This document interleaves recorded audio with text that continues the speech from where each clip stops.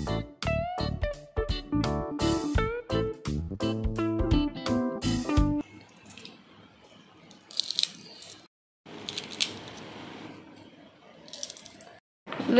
Back to our channel. उन्हाळी वाळवण रेसिपीमधली पुढची रेसिपी आहे तळणीच्या मिरच्या। वर्षभर टिकणाऱ्या तळणीच्या मिरच्यांची रेसिपी आज आपण बघूया।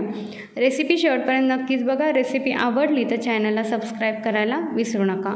तळणीच्या मिरच्या करण्यासाठी आपण इथं 125 ग्रॅम मिरच्या घेतलेल्या आहेत। या पूर्ण स्वच्छ धुवून घ्यायच्या आणि कोरड्या करून घ्यायच्या। पाण्याचा अंश ह्याच्यामध्ये ठेवायचा नाही, म्हणजे या मिरच्या आहेत त्या छान वर्षभर टिकतात। ह्याचे देठ आहेत ते तसेच ठेवायचे आणि मध्ये चीर पाडून घ्यायची आणि त्यातल्या ज्या बिया असतात त्या सगळ्या बाजूला काढून घ्यायच्या। आता या मिरच्यांमधल्या सगळ्या बिया आहेत त्या बाजूला काढून घेतलेल्या आहेत। एका मोठ्या ताटामध्ये ह्या सगळ्या मिरच्या घ्यायच्या आणि ह्याच्यामध्ये आता आपण चवीनुसार मीठ ॲड करणार आहे। म्हणजे अंदाजे अर्धा चमचा मीठ ॲड केलेला आहे इथं।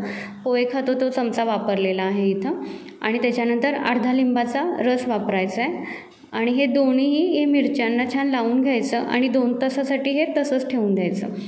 हे होईपर्यंत आपण जो मसाला भरणार आहोत ह्या मिरच्यांमध्ये तो तयार करून घेऊया। त्याच्यासाठी 2 चमचे धने, जिरे 1.5 चमचा, मेथीचे दाणे अर्धा चमचा, मोहरी 2 चमचे, हळद 1 चमचा, हिंग पावडर अर्धा चमचा, चवीनुसार मीठ। आता मगाशी इथं मीठ लावलेलं आहे मिरच्यांना आपण, त्याच्यानुसार आपण इथं मिठाचा वापर करायचा आहे आणि अर्धा लिंबाचा रस आपण इथं वापरणार आहोत। पोहे खायचे चमचे आहेत, हे चमचे इथं वापरलेले आहेत ह्या वस्तू सगळ्या घेण्यासाठी। आणि आता हे सगळं आपण मिक्सरमधून ह्याची पूड करून घ्यायची आहे। लिंबाचा रस आता वापरायचा नाही आहे, कोरडीच आहे ते मिक्सरमधून पूड करून घ्यायची आहे।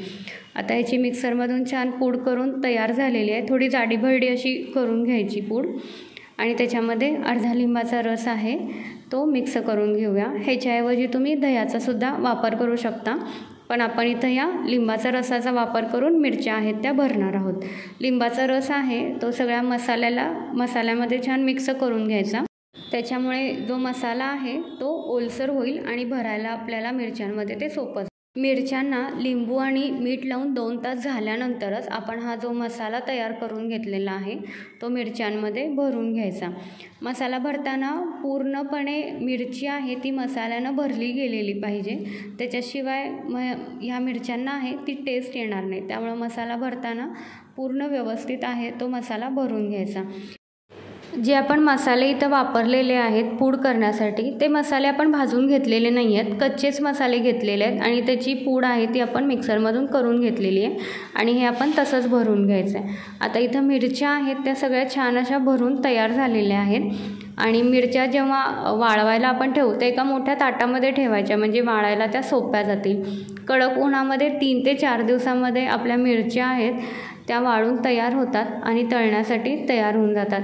आता ह्या मिरच्या वाळण्यासाठी आम्हाला कमीत कमी 3 ते 4 दिवस लागलेले आहेत आणि एकदा अशा एकदम कडकडीत वाळल्या तर ह्या मिरच्या वर्षभर चांगल्या टिकतात। रेसिपी कशी वाटली हे कमेंट्स करून नक्कीच सांगा। रेसिपी आवडली असेल तर रेसिपीला लाईक करा, रेसिपी शेअर करा आणि चॅनलला अजूनही सबस्क्राईब केलं नसेल तर चॅनलला सबस्क्राईब करून बेल आयकॉनला क्लिक करा।